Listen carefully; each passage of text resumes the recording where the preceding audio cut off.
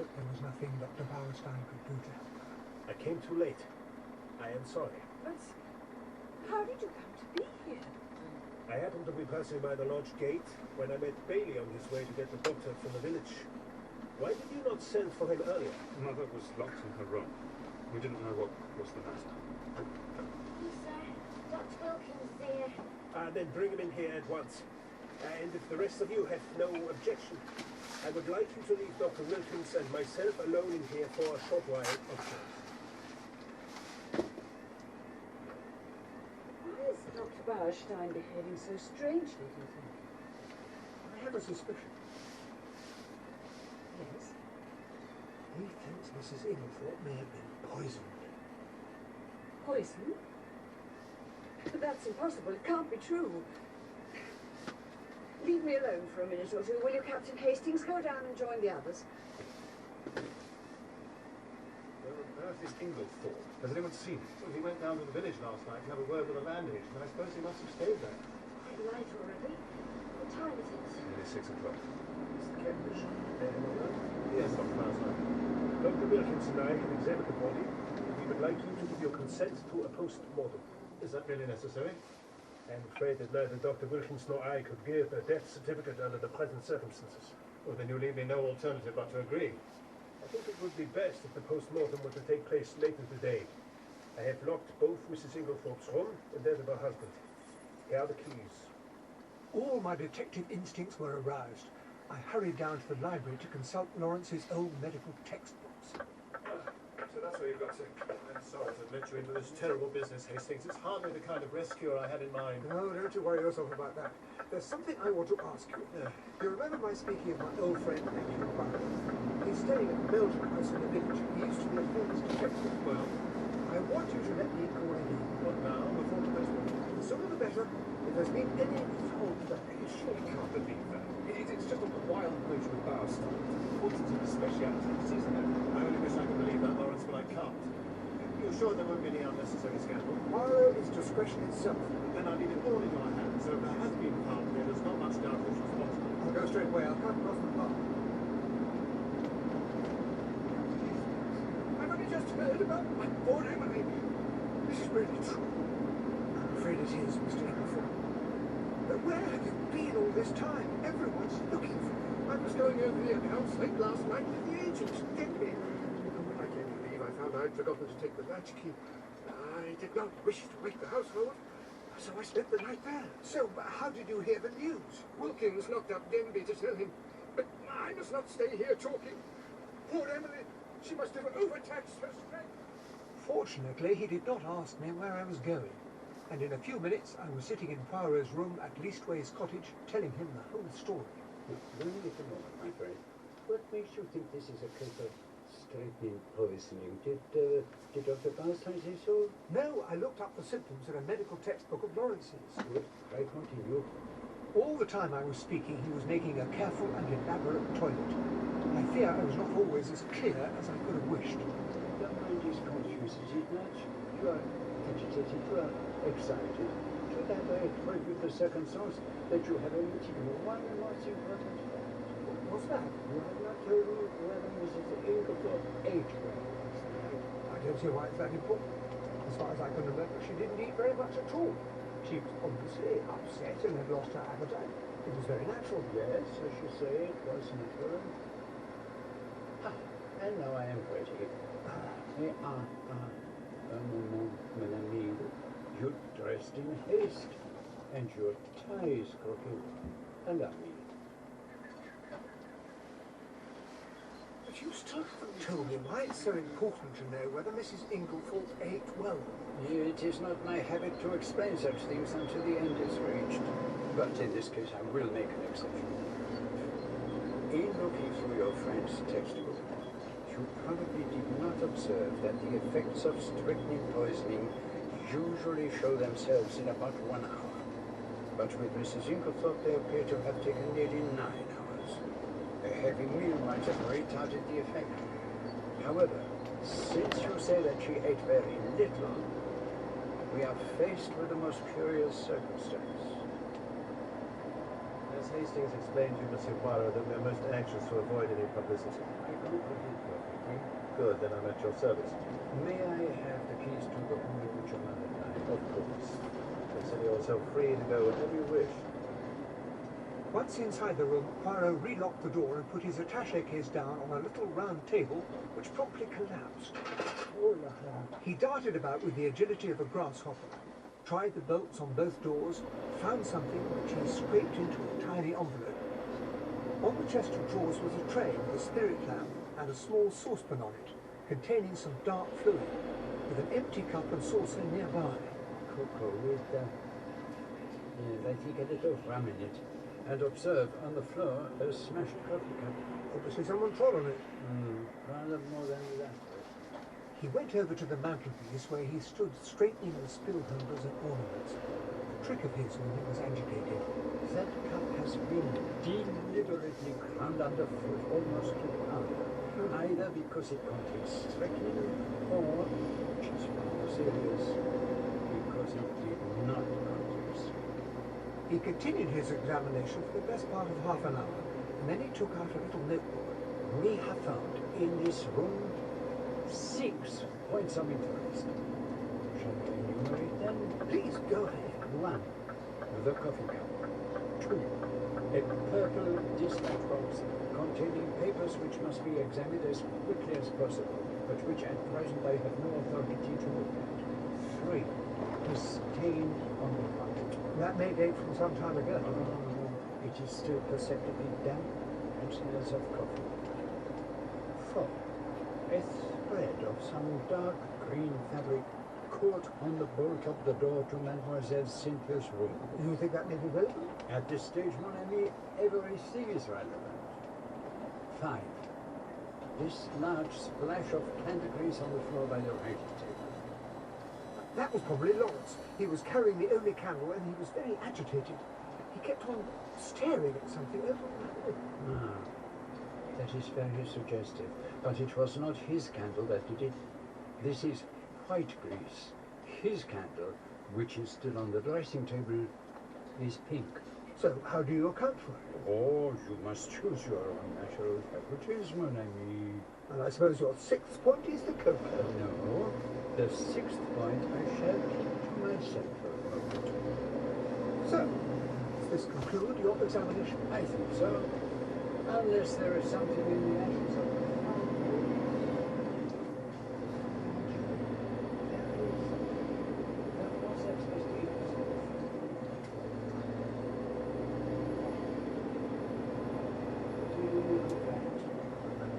Tiny scrap of charred paper. This is someone's handwriting. Not much to go on. Look more closely, my friend. Might be a double L, followed by an and. And what does that suggest to you?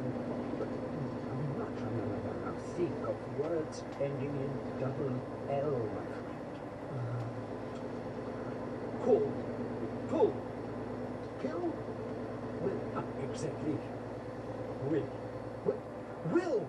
And testament. It's the fragment of a burnt will. I had rather expected to find something of the sort.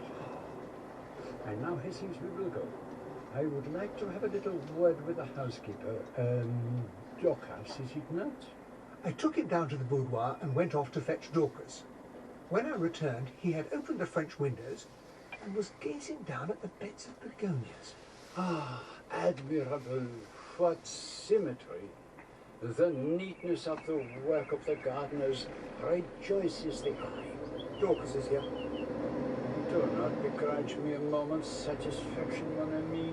But surely it's more important that you speak to Dorcas. But how do you know that these flower beds are not of equal importance? But let us talk with the good lady. I just can't get over it, sir. She was a very good mistress to me. Then I hope you will not object to answering a few questions. I put them to you with the full approval of Mr. Campbell. Yes, sir. Let us begin with the events of yesterday afternoon. I understand that you heard your mistress having some sort of quarrel.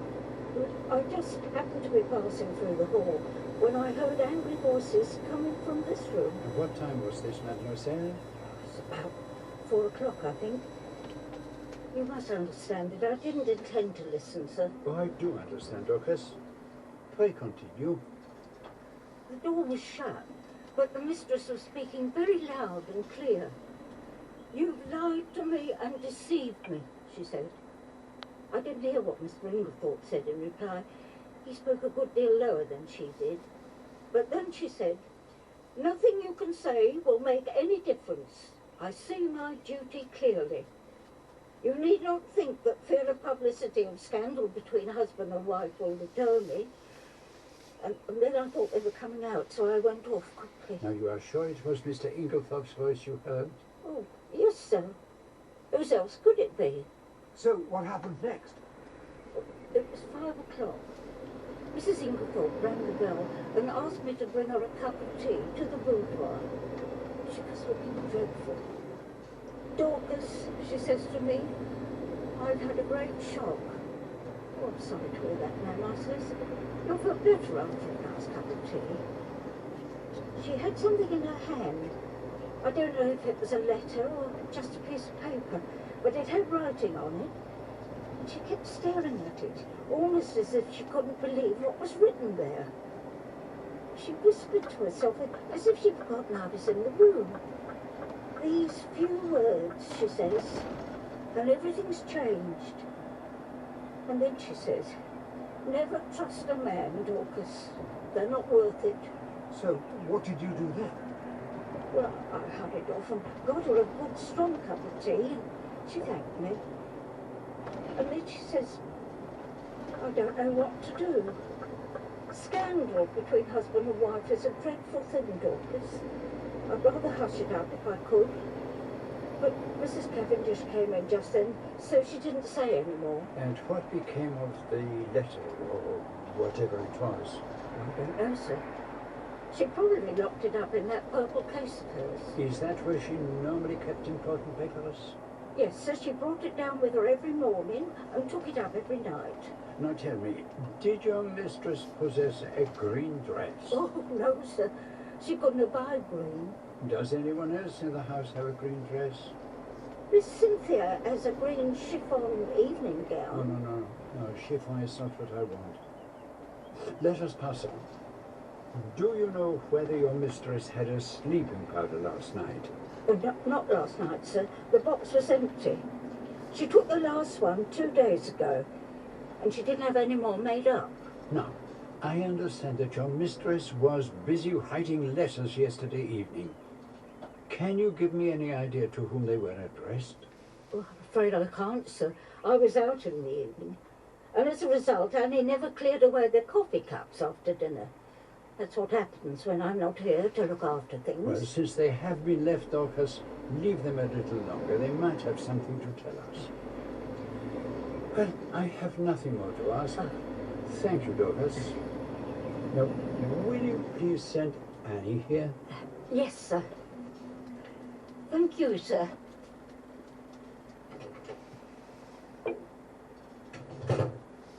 How did you know Mrs. Inglethorpe took sleeping powders? I found an empty box in the washstand drawer in her bedroom. That was my 6th point of interest. And what was very curious was that there was no chemist's name on the label. That's certainly very odd. Well, there may be a perfectly simple explanation. But here is Annie. Come in, mademoiselle, and please sit down. Thank you, sir. Now, I want to ask you about the letters Mrs. Inglethorpe wrote last night. Can you remember any of the names and addresses? There was one to a lawyer, Mr. Wells. I remember that. And there was one to Ross's, the caterers in Tadminster. And that's all I can remember. You sure? There was another. It slipped my memory. Well, it will come back to you. Now, I want to ask you about the little saucepan in Mrs. Inglethorpe's room. The one for the cocoa, sir? Yes. Tell me, how did she take her cocoa? With milk and 1 teaspoonful of sugar and 2 teaspoonfuls of rum. And who took it to her home? I did, sir. And did you bring the saucepan straight up from the kitchen? No, sir. There's not much room on the gas stove while dinner's cooking, so Cook used to make the cocoa early. I put it on the table by the swing door and took it up to the mistress later. So how long was the cocoa left standing on the table? From about 7:15 until 8 when I took it up to her. And there was no salt in it, so it wasn't made. What makes you think there was salt in it, Annie? There was some on the tray, sir. You noticed some salt on the tray?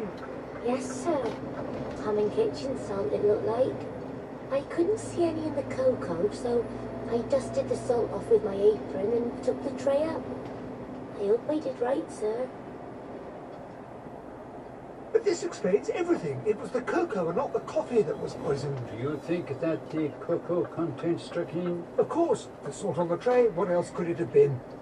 It might have been salt. Oh, for goodness sake, Poirot.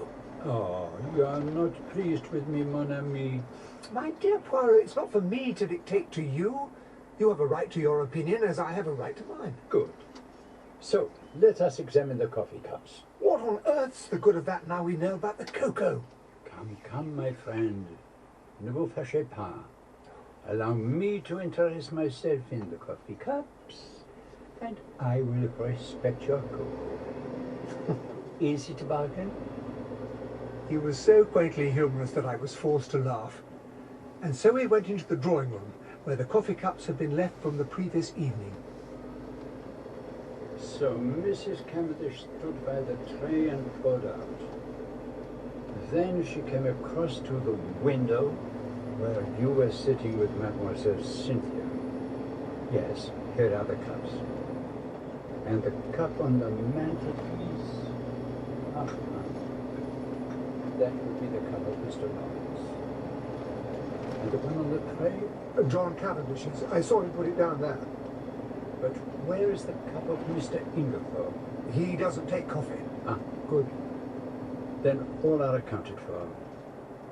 With infinite care, he took a specimen from the grounds of each cup, sealing them in separate little test tubes, tasting each in turn. There was a strange expression on his face, half puzzlement and half relief. I trust I'm not disturbing you, Monsieur Poirot, but breakfast is ready. Will you join us? It would be a pleasure. Can you tell me whether you think my mother died a natural death, or must we prepare ourselves for the worst? I think you would do well not to deceive yourself with any false hopes. What are the views of the other members of your family? My brother Lawrence is convinced we're all making a fuss about nothing. And Mrs. Cavendish? I haven't the least idea of my wife's views on the subject. But what the devil are we going to do about Inglethorpe? One's gorge rather rises at sitting down to eat with a man who's probably a murderer. At breakfast there were no red eyes, no signs of secretly indulged grief. Inglethorpe acted the bereaved widower. Mary Cavendish was as enigmatic as a sphinx. Cynthia Murdoch appeared tired and ill, and greatly disconcerted Poirot when she told him she did not take sugar in her coffee. Excuse me, Mr. Cavendish, but Mr. Wells is here to see you. You'll show him into my study, will you, Dorcas? Yes. Mr. Wells is my mother's lawyer. Perhaps you'd like to come with me, Monsieur Poirot, and you too, of course, Hastings. This is the most unhappy business, Mr. Cavendish. I'm sure you understand, Wells, that this must all be kept strictly private. We're still hoping there will turn out to be no need for an investigation of any kind. I should be failing in my duty if I were to encourage you in that hope. There is no chance of sparing you the pain and publicity of an inquest. It's quite unavoidable in the absence of a doctor's certificate. I suppose it is. When will it be? Well, if you've no objection, I thought of Friday. That'll give us plenty of time after today's post-mortem. Will that arrangement suit you? Oh, yes. The sooner we get it over with, the better. I need not tell you how distressed I am by the whole tragic affair. Could you perhaps give us some help in solving the mystery, Mr. Wells? I would be only too delighted to do so if it's in my power. Apparently, Mrs. Inglethorpe wrote a letter to you last night. You should have received it this morning. I did. But it was merely a note asking me to call on her today, as she wanted my advice on a matter of great importance. She gave no hint as to what the matter might be. That is a pity. Mr. Wells, if it is not against professional etiquette, can you tell us who who inherits Mrs. Inglethorpe's fortune in the event of her death? If Mr. Cavendish does not object. Not at all, go ahead. By her last will, dated April of last year, she left her entire fortune to her stepson, Mr. John Cavendish. It's possible, of course, that somewhere there may be a later will. There is a later will, Mr. Wells. Or rather, there was. What do you mean? Where is it now? This charred fragment is all that remains of it. Hastings and I found it in the grate of Mrs. Inglethorpe's bedroom earlier this morning. But when did she make it? Sometime yesterday afternoon, I believe. You can ask the gardeners who were working just outside the window. She must have called them in to witness it. There was mud on the step of the French window. So that was why you were so interested in the begonias. Mm-hmm. But it is an extraordinary coincidence she should make a new will on the day of her death. Not that extraordinary, surely. What do you mean by that? But you told me that your stepmother had a violent quarrel with somebody yesterday afternoon. And in consequence, she might well have made another will. Good Lord. What's all that noise? It's Evelyn Howard. She's come back. Well, in that case, since I'm sure you'll want to speak to her, let's take a short break. I need to examine some of the papers in your mother's room. Thank you, Wells. Perhaps you would care to come with me, Monsieur Poirot? I'd just come off duty when I heard the news. Hired a car. Quickest way to get here. I'll get Dorcas to find you some breakfast. Evie, this is Monsieur Poirot. He's helping us. Helping you do what? Investigate my mother's death. Nothing to investigate. Why isn't Inglethorpe in prison? I can hardly drag him down to the police station by the scruff of the neck. Well, find out how he did it. There's a soaked fly papers. Ask Cook if she's missed any. I'll make a point of it. Mademoiselle, may I ask a favor of you? Ask away. I want to be able to count on your help. I'll help you to hang Alfred Inglethorpe with pleasure. Oh, believe me, if Mr. Inglethorpe is the man, I will hang him as high as Haman. But I must ask you to trust me. Your help will be invaluable, and I will tell you why. Because in all this house, yours are the only eyes that have wept. I watched over her, you see. I guarded her from the rest of them.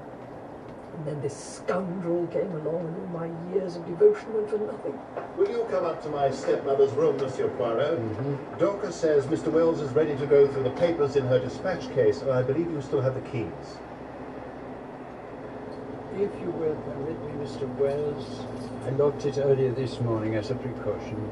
It's very odd. What is odd, Mr. Wells? The case is unlocked. Impossible. See for yourself. Oh, the lock has evidently been forced. But the door was locked. I'm afraid that most of the keys to the rooms in this corridor would have fitted it. Fool that I am, I should never have left the case out of my hands. He walked over to the mantelpiece. His hands were trembling violently as they mechanically straightened the vases of paper spills. There was something in that case which linked the murderer to the crime. It was obviously fatal that it should be destroyed, but it was a great risk for the murderers to take. What do you think it could have been? A document of some kind. Perhaps the paper that Dorcas saw in Mrs. Inglethorpe's hand, and now, imbecile that I am, I have allowed it to be snatched away.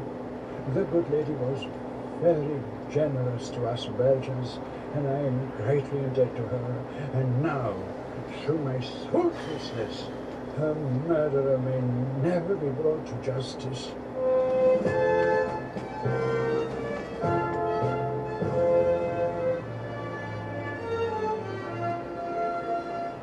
In Part 2 of Agatha Christie's The Mysterious Affair at Styles, Hercule Poirot was played by John Moffat, Captain Hastings, Simon Williams, Emily Inglethorpe, Jill Balkan, Alfred Inglethorpe, Hugh Dixon, John Cavendish, Sean Arnold, Mary Cavendish, Susan Jameson, Lawrence Cavendish, Nicholas Bolton, Cynthia Murdoch, Annabel Dowler, Dorcas, Hilda Schroeder, Evelyn Howard, Nicola McAuliffe, Dr. Bauerstein, Robert Portal, Mr. Wells, Richard Sims.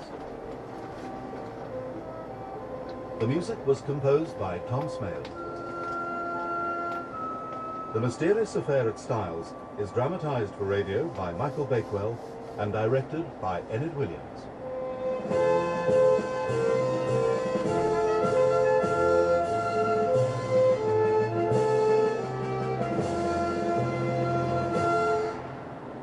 Well, I think Hercule is being rather hard on himself following Emily's death, don't you? Tomorrow at the same time, the coroner's inquest raises some awkward questions and Inglethorpe incriminates himself when the mysterious affair at Styles continues. On BBC Radio 4, The Medici, the Inheritors. A family and its quest for power at any cost. Your Grace, Ippolito de Medici. Father. Ippolito. At last. Have you heard the news? The Emperor has defeated the French at Landriano. There will be a settlement. Your Holiness. Uncle, I'm all right. I'm all right. More pillows. Now. Leave us. You're pale, Uncle.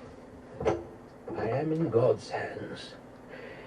We may have won the war, but I fear I will not see the peace. Holy Father, I promise I will retake Florence in your name. Throw out our enemies, exile them all. I will... Too great a risk. We still need the Emperor's backing to take back Florence. But with enough funds, I can raise an army, storm the city. You will be cut down. War is expensive. The Medici must go on. If I die now, all is lost. Power in Florence or in Rome. They will write it out of history. The doctors give me days. I will not go without ensuring the Medici future. I am the future. Yes, I know. I will make you cardinal. Now. Right now. And papal legate. An income for life, man. For life. I will have the power while the family regroups. What? If I am cardinal... The Medici future is guaranteed. If I am cardinal, I can never lead Florence. Not you, Ippolito. Not now. Time is not on our side. But you will be powerful enough and rich enough to keep the way open. Another prince will rise, and with you one day as Pope, the way will be open. No. I hand you a silken rope, and you would cut me off. Listen to me, Uncle. Ippolito de Medici will be Duke of Florence. All my life that has been my destiny. I will not let you take that away from me. You are a fool. There is no destiny. Medici can only make our own. It is never guaranteed. Our blood belongs to artisans, moneylenders, and wool merchants. Until an agreement is in place, there is no Duke of Florence. And without a Medici in the Vatican, we have no leverage. You will be cardinal. No. Never the Church. The Medici, the Inheritors. On Radio 4 and available now on BBC Sounds.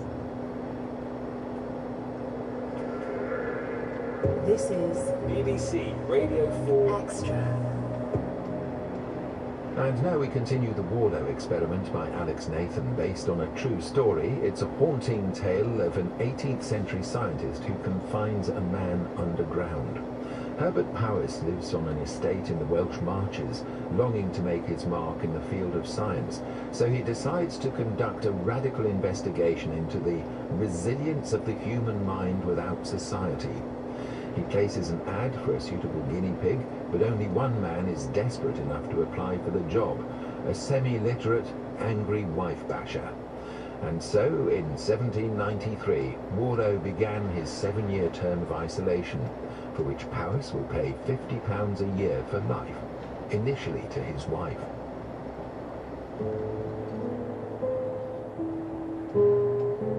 Powys contemplated sending Samuel with the money in future.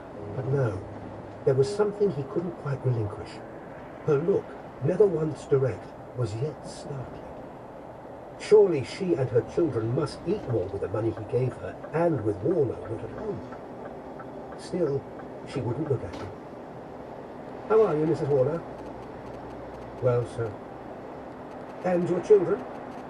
Well, In truth, Powys cared little about the children. Just wanted Mrs. Warlow to face him rather than the floor. This experience of apparently intimidating her was unpleasant. He gave her the money and walked to the door with her, opening it, calling out to Jenkins. He went over to the north window, which overlooked the back of the house. He watched Mrs. Warlow hurry away from the door of the back kitchen. Night is hard. He knows when it's morning because breakfast comes juddering down. Though what time that is, he doesn't know. Days are ruled by the waiter thing. Food down, plates up. Empty wood box, full piss pot up, kindling, clean piss pot down. It's evening, a day gone. He smokes till the fire dies. Ashes sift, soundless. It's night. Quiet. There's only ticking. Ticking. He's already stopped the chiming, like Powys said, but it ticks. Nothing else sounds. Tick. Tick. Damn clock. He takes a stick of kindling, opens the glass, jams it under the big hand, which comes off. Damned infernal clock. Can't read the time anyway. Tick, tick, tick. He unlatches a door in the side. Stop it, somehow. Reaches in. Heavy pendulum slips off its perch, crashes through the thin wooden base onto the floor. Tick, tick, tick, tick, tick, tick, tick, tick. Stops. His head ticks in the silence. Must hear something else. He stumbles to the grating by the cistern. Something up there. Yes. Listen. Up there. Far away. A dog howls. More'em dog. Howl. Howl away the ticking. A copy of the advertisement for the experiment still lay on Powys's cabinet. Warlow had been the only man to respond. In a burst of lucidity, he'd said he cared not for human faces, would be glad to be shot of them. Powys recalls how Warlow didn't mention his wife until asked. Jenkins, unasked, had intimated that Warlow beat his children. There could be little doubt he beat his wife, too. Mrs. Warlow disturbed him somewhat, but he could help her with money. Her life would surely improve, and then he'd no longer be troubled by her. As for Warlow himself, Powys hoped that he was sitting at the table writing his journal. He's struggling to turn. Trouble is, he doesn't know the date now the clock stopped. It told the day, but no, it didn't tell the number. He knows the year. There's 1793 in gold numbers on the spine. He runs his fingertips over them. Knows it were April when he came down. He reads what he wrote on the first page. April 1793. He tried to think of school then. What did them write in school? Name, of course. No.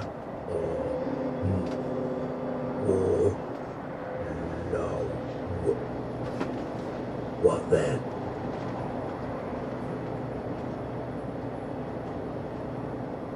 July, and a letter from Benjamin Fox arrived. One of Fox's many friends, the bookseller Henry Clark, had just been imprisoned for 4 years for selling Tom Paine's Rights of Man. He was concerned about Clark's wife and children. He wrote, "The whole city is infected by a disorder of the nerves. No coffee house, no tavern is safe from spies and fools. How protected from the world you are in your hills with your endless supply of mutton. You might scarcely know we've been at war with France since February." Fox had sent Powys a copy of Paine's book a while ago, but Powys hadn't even cut the pages, let alone read it. But Fox had a point. Everything centred on war. The idea of Mrs. Warlow and her children as an offshoot of the experiment, a small, contained section that might even merit a paper of its own, seemed attractive. He took a bound notebook from his store and inscribed it, "Account of lateral effects of investigation into the resilience of the human mind. Mrs. Hannah Warlow, and her children. He found that he was looking forward to Monday. He washed and shaved. Samuel had laid out clean undergarments, hose, white shirt, his breeches, waistcoat and coat all of black. Momentarily, he admired his right calf as he pulled on the stockings, fastened the garters. She barely replied to his greeting just inside the door, waiting to walk the length up to his desk by the window. "Come in, Mrs. Warner. I was looking out of my window as I do each day. Come and see for yourself." She came, stood apart. This window faces south, and so the sun has not yet reached it, but it is my favourite view. I can see my flower garden, some of my best trees, the fields, sheep, cattle, the hills. And today the clouds racing from the west. Is it not a beautiful sight? "Yes, sir." "Sit down, please." He looked at her, and she, refusing to acknowledge his glance, looked past him.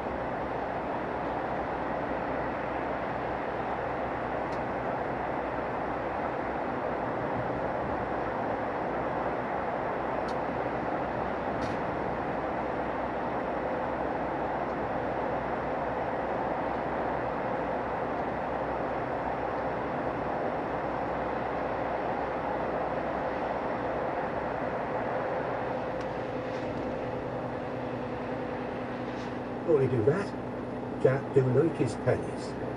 Mrs. Warner, may I call you Hannah? Sir? She pursed her lips. It was a mistake, but he persisted. Hannah, this experiment with your husband is wonderful. I have realized in correspondence with an old friend that it also enables me to be particularly helpful to the whole Warner family. If I give you